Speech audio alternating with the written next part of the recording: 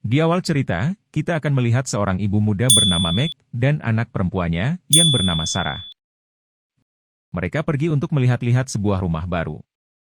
Mereka memasuki rumah, ditemani dengan agen penjual rumah tersebut. Meg melihat rumah dengan aula yang besar, dia terkagum melihat itu, sedangkan Sarah bermain-main dengan skuternya. Agen rumah menjelaskan tentang detail rumah, dan mereka mulai berkeliling. Meg menyadari ada yang aneh saat memasuki sebuah ruangan. Meg berkata, kalau luas ruangan tidak sesuai dengan yang seharusnya. Agen rumah memujinya, karena menyadari hal tersebut. Agen rumah kemudian menekan dinding, dan sebuah pintu terbuka. Agen rumah berkata, itu adalah panic room, sebuah ruangan aman yang didesain untuk melindungi pemilik rumah dari perampok. Di dalam, terdapat sebuah telepon dengan saluran aman untuk menelepon polisi, dan kamera untuk mengawasi keadaan rumah. Meg bertanya, bagaimana jika perampok mencongkel pintunya? Agen rumah menjawab, kalau pintunya terbuat dari baja yang sangat kuat, dan mustahil dibuka, bahkan tahan ledakan. General Daijoubu! Pintu juga dapat tertutup, meski listrik mati. Meg terlihat tertarik, dan memutuskan untuk membeli rumah ini. Di malam pertama, Meg dan Sarah menikmati minuman untuk malam perdana di rumah barunya. Mereka saling mengobrol, dan Sarah memulai pembicaraan tentang ayahnya. Namun, Meg terlihat tidak nyaman. Ternyata Meg baru saja bercerai dengan suaminya. Dia membeli rumah baru, dan mengajak putrinya untuk memulai lembaran baru di kota ini. Setelah selesai minum, Meg mengantarkan Sarah untuk tidur di kamarnya. Setelah itu, Meg menyetel alarm keamanan rumah, dan kamera pengawas di panic room otomatis menyala. Kemudian Meg tertidur. Di tengah malam, beberapa orang datang, dan mencoba memasuki rumah itu. Namun, pintu terkunci, lalu seorang pria memanjat, dan masuk lewat rubana. Anehnya, alarm tidak berbunyi, dan malah menjadi tidak aktif. Orang ini seperti tahu sistem keamanan rumah tersebut. Pria ini bernama Burham. Saat hendak turun membuka pintu, untuk temannya, Burham terfokus kepada sebuah lampu malam. Dia pun mengintip ke dalam, dan melihat Sarah sedang tertidur. Burham lalu turun ke bawah, dan membuka pintu untuk temannya. Dua orang lain memasuki rumah itu, mereka adalah Junior dan Raul. Burham kaget, karena harusnya dia hanya berdua. Namun, Junior membawa orang lain bernama Raul bersamanya. Burham nampak tidak setuju Junior mengajak orang lain, namun Junior berhasil meyakinkan Burham. Junior kaget, melihat ada banyak dus di sana, lalu Burham menjawab, kalau ada seorang anak yang sedang tidur di kamar atas. Sepertinya mereka baru pindah. Hal itu di luar rencana mereka pun sempat berdebat untuk melanjutkan rencana atau tidak. Mereka mau tidak mau harus melanjutkan rencana, karena mereka sudah terekam kamera keamanan, dan harus menghapusnya di atas. Meg terbangun, dan pergi ke toilet. Dia meminum sebuah obat pengar, kemudian buang air kecil. Ketiga orang itu mulai naik ke atas dan mendengar suara air dari toilet. Meg kemudian mematikan lampu di panic room, dan melihat ada 3 orang di kamera pengawas. 3 orang itu berjalan perlahan ke atas, namun, Junior tidak sengaja menjatuhkan sebuah bola basket. Hal itu membuat Meg semakin yakin, kalau mereka benar-benar di dalam rumah.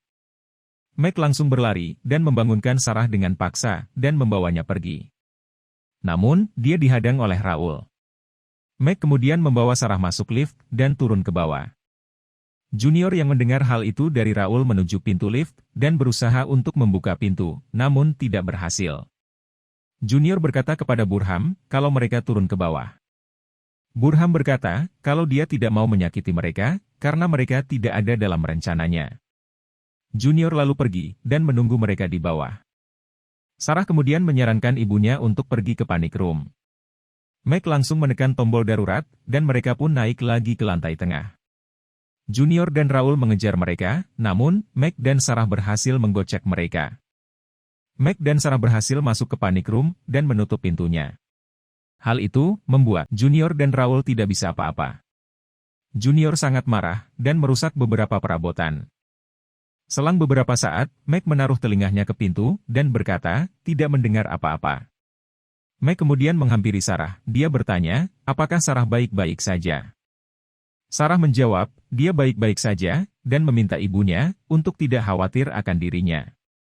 Ketiga orang itu lalu berkumpul. Junior khawatir, mereka akan menelepon polisi. Tapi Burham menjawab, itu tidak mungkin, karena dia mengecek berkas mereka, dan telepon di panic room belum tersambung. Ternyata, Burham bekerja di perusahaan keamanan, dan dia yang merancang panic room tersebut. Di tengah diskusi ketiga orang itu, Mac menemukan tombol handsfree, kemudian dia berkata kepada mereka, kalau polisi sedang dalam perjalanan. Namun, Burham yang mendengar hal itu, menggunakan bahasa isyarat, di depan kamera, kalau teleponnya belum tersambung. Mac merasa aneh, bagaimana dia tahu akan hal itu. Mac kemudian meminta mereka untuk mengambil apa yang mereka inginkan, dan pergi. Junior lalu mengambil kertas, dan menuliskan sebuah pesan. Dia menuliskan pesan, kalau barang yang mereka cari ada di panic room. Mac berkata, dia tidak akan keluar, dan menyuruh mereka untuk pergi. Junior mencoba membujuk mereka, dan berkata, kalau mereka boleh pergi, dan tidak akan disakiti. Namun, Mac bersikeras tidak mau keluar, sebelum mereka pergi. Mereka mulai berdiskusi. Junior, bersikeras mencari cara memasuki ruangan itu. Burham duduk dan tertawa. Burham berkata, kalau dia sudah menghabiskan waktu 12 tahun untuk membuat ruangan itu, untuk mencegah orang seperti mereka masuk ke sana. Ruangan itu tidak akan terbuka, kecuali orang di dalam ingin membukanya. Burham lalu membuat sebuah rencana, untuk menutup rumah, dan memaksa Mac dan Sarah sendiri, yang keluar dari panic room. Burham menaruh tas, dan mengeluarkan isinya yang berisi perkakas, dan mulai mengebor pintu, agar Mac dan Sarah tidak bisa kabur dari rumah itu. Mac mulai panik, sedangkan Sarah membuka isi kotak suplai, untuk mencari sesuatu. Lalu mereka mendengar sesuatu, dan menempelkan telinga mereka ke lantai. Ternyata, itu adalah ular Raul dan Junior. Mereka memukul atap dengan palu, dan berencana masuk dari sana. Burham datang, dan menentang rencana Junior dan Raul, karena di atas masih ada dinding baja, dan akan percuma jika mereka menjebol lantainya. Burham kemudian melihat sebuah gas LPG di luar rumah, dan Burham mendapatkan sebuah ide. Aku punya ide. Burham lalu mencari rongga ventilasi. Setelah menemukannya, Burham kemudian mengambil LPG tersebut. Burham lalu menghancurkan dinding, dan melubangi saluran ventilasi, dengan memakai bor, yang ditutupi bantal, agar tidak didengar tetangga. Burham berencana menakuti mereka dengan gas. Dia mulai mengalirkan gas ke saluran ventilasi.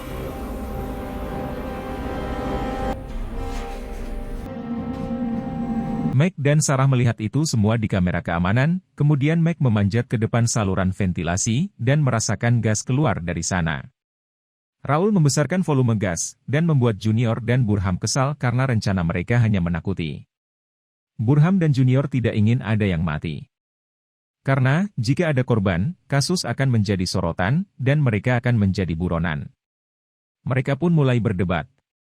Di dalam panic room, Mac mencari lakban untuk menutup lubang ventilasinya, sedangkan, Sarah menemukan sebuah lubang pembuangan yang langsung mengarah keluar. Setelah menghirup udara segar, Mac lalu menutup lubang ventilasi yang mengeluarkan gas, dengan lakban. Junior dan Burham berteriak kepada Raul, untuk mengecilkan gas yang keluar. Karena jika Mac dan Sarah pingsan maka pintu tidak akan bisa dibuka.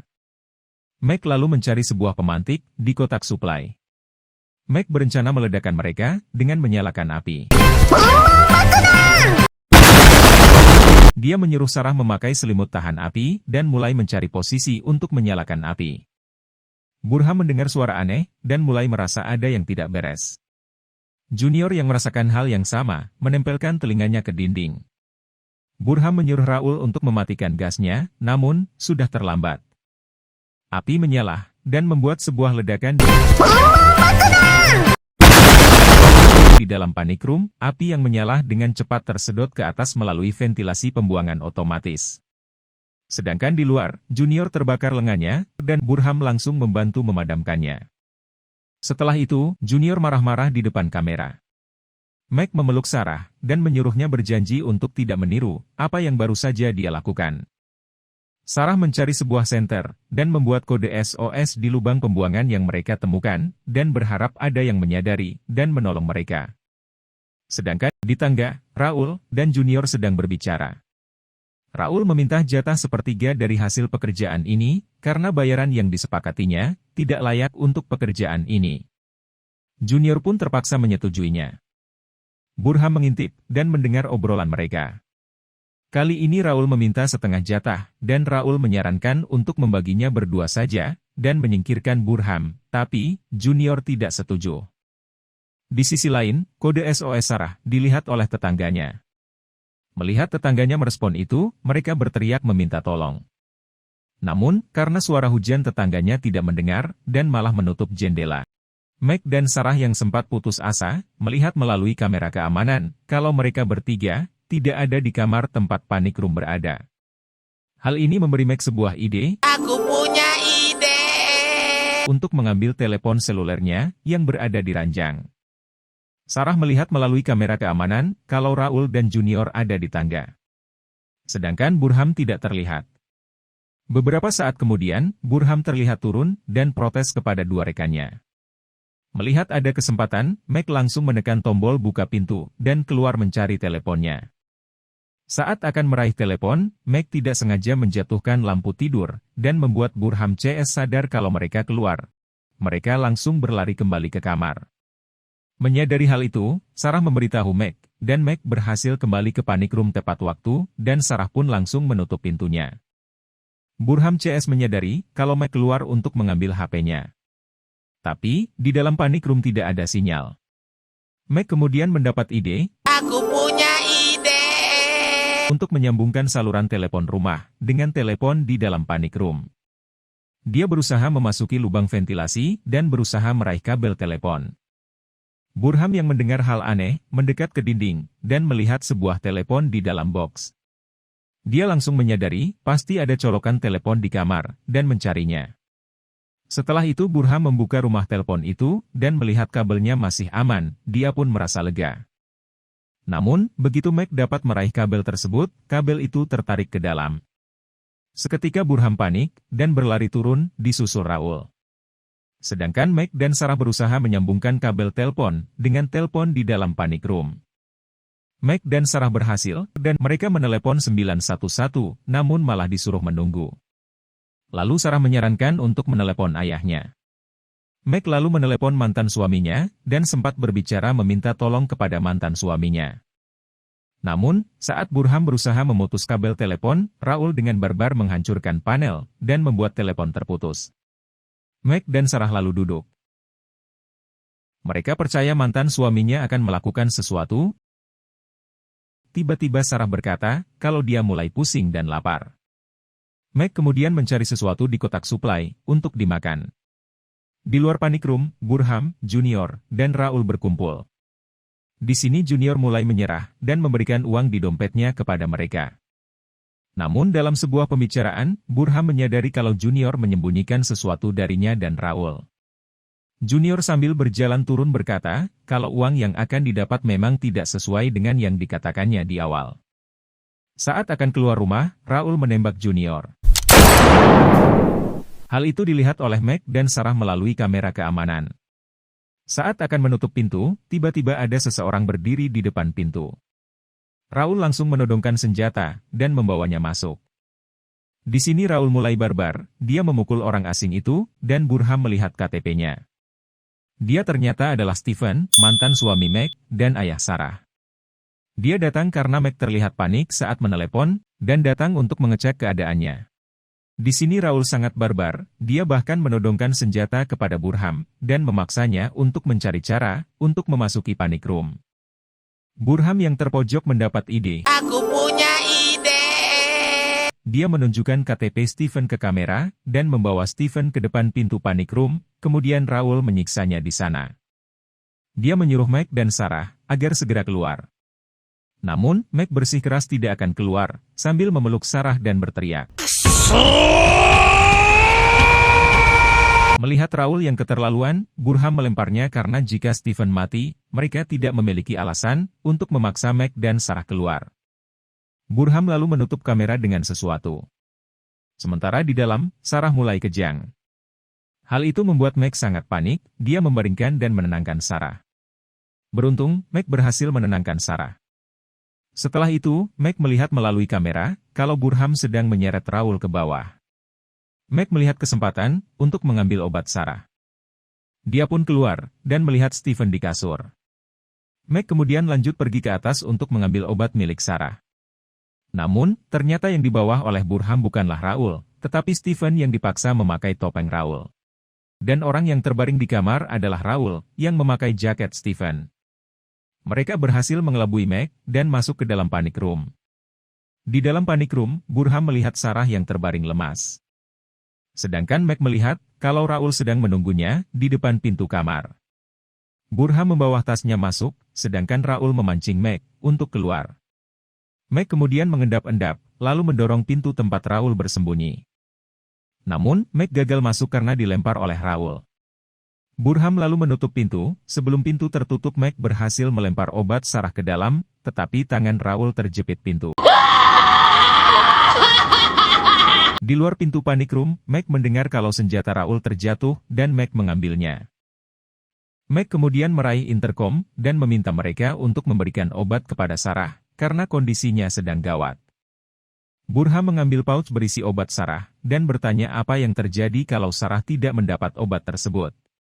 Sarah menjawab, kalau dia akan kembali ke Rahmatullah kalau tidak mendapatkan obat tersebut. Burham lalu menyuruh Meg untuk turun, dan dia akan menyuntikkan obat kepada Sarah. Tanpa pikir panjang, Meg langsung turun. Kesempatan ini digunakan Burham untuk melepas tangan Raul yang terjepit. Meg kembali masuk, tapi panic room sudah tertutup kembali. Sambil meringis kesakitan, Raul berkata, akan membunuh Sarah jika Meg pergi dari rumah. Burham bertanya kepada Sarah, yang mana obat yang harus disuntikan kepadanya. Setelah diberitahu Sarah, Burham langsung menyuntiknya. Lalu Burham berkata, dia telah memberikan obatnya kepada Sarah, dan Meg menjadi sedikit lega. Lalu Meg turun, dan menemui Stephen. Meg memberikan pistolnya kepada Stephen, yang tidak bisa bergerak, karena beberapa tulangnya patah. Tiba-tiba terdengar suara bel. Meg pergi mengeceknya, ternyata itu adalah polisi. Stephen menelepon polisi untuk berjaga-jaga sebelum datang. Meg lalu memakai baju hangat, dan membuka pintu. Dia berpura-pura baru bangun tidur, agar polisi tidak masuk, karena Sarah akan terbunuh jika polisi masuk ke rumah. Meg berbincang dengan Pak Polisi. Pak Polisi tampak melihat sedikit gelagat aneh pada Meg. Pak Polisi pun akhirnya menyadari kalau Meg dalam kondisi tidak bisa berbicara karena sesuatu. Pak Polisi akhirnya pergi, dan Meg mengunci pintu. Burham dan Raul yang melihat itu sedikit tenang. Burham kemudian membuka karpet pada lantai, dan ternyata ada sebuah brankas rahasia di sana. Burham kemudian menggunakan berbagai alatnya untuk membuka brankas tersebut. Di sisi lain, Meg mulai menghancurkan kamera keamanan satu persatu, agar Burham dan Raul tidak dapat mengetahui apa yang direncanakan Meg. Beberapa saat kemudian, Burham berhasil membuka brankas, tetapi isinya kosong.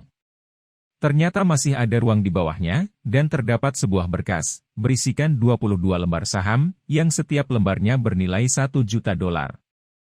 Meg membuat sebuah rencana, dia membuat Stephen mengarahkan senjatanya ke arah tangga, dengan menyokong tangannya dengan kayu, agar posisi Stephen bisa sejajar dengan tangga.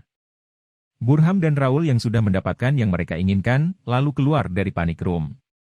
Burham hendak membuka pintu, tapi pintunya terkunci, sehingga dia harus memutar.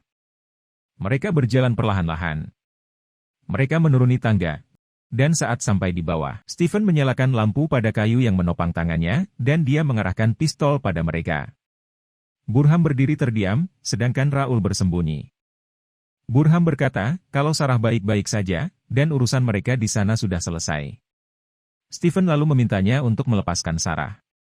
Burham kemudian menyuruh Raul untuk melepaskan Sarah. Sementara di belakangnya, Meg mengendap-endap, dan memukul Raul sampai terlempar ke bawah. Burham kemudian memecahkan pintu kaca, dan keluar. Raul kembali ke atas, mendatangi Meg dan Sarah. Stephen yang melihat Raul, berusaha untuk menembaknya, tetapi dia gagal. Raul kemudian melakukan counter-attack, dan berhasil menjatuhkan Meg dan Stephen. Stephen yang terjatuh berteriak kesakitan. Burham yang mendengar teriakan dari Steven, langsung terhenti. Raul lalu menindih badan Meg. Sampai Meg tidak bisa berbuat apa-apa. Anjay enak banget. Sedangkan Steven berusaha mati-matian meraih senjata. Tiba-tiba, Sarah melompat dan menyerang Raul yang lagi enak menindih Meg dengan jarum suntik. Tapi, Raul berhasil menumbuk Sarah sampai KO. Raul kemudian berniat menghabisi Meg. Tiba-tiba, seseorang mengambil pistol, orang itu ternyata adalah Burham. I'm back. Burham lalu menembak Raul dan memulangkannya ke Rahmatullah. Lalu, dia langsung pergi kabur lewat halaman belakang.